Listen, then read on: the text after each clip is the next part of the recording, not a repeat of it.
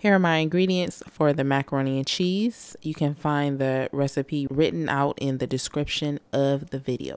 First, I'm going to start by grating my cheese. I like to do this first. That way the cheese will come down to room temperature and it'll melt as I assemble it with the macaroni. So I'm going to cook my macaroni in salted water. So basically you want to add some water to a pot, heat it up. Once it comes to a hard boil, you're going to add your salt, then you're going to add the macaroni. Make sure you stir your macaroni because it will clump together. And you're only going to cook this for 7 minutes. Okay, then you're going to drain it, return it to the pot. So now we're going to assemble everything while the macaroni is still hot. So first in goes the butter.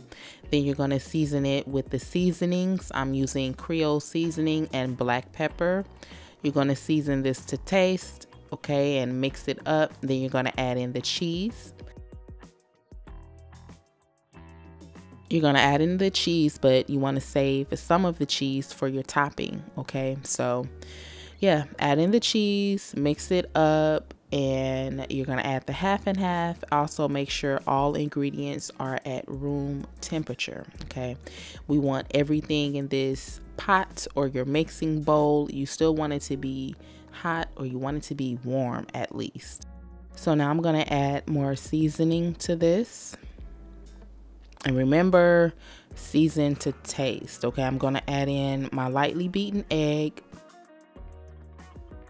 So we're going to make this in 2 layers. Add half of the macaroni down into a buttered cast iron skillet, or you can use a casserole dish. Then you're going to sprinkle some cheese on top. Now is where I want you to add as much cheese as you like, okay? I try to go a little easy on the cheese at this point here. You don't have to follow my conscience. You know, my conscience said, Delilah, your family is going to eat this mac and cheese.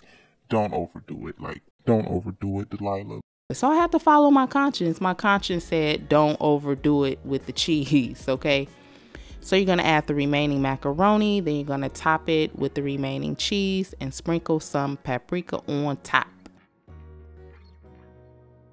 Then you're going to bake this inside of your oven. And this is what it should look like when it comes out. This is what it should look like, okay? So I'm going to cut into this here.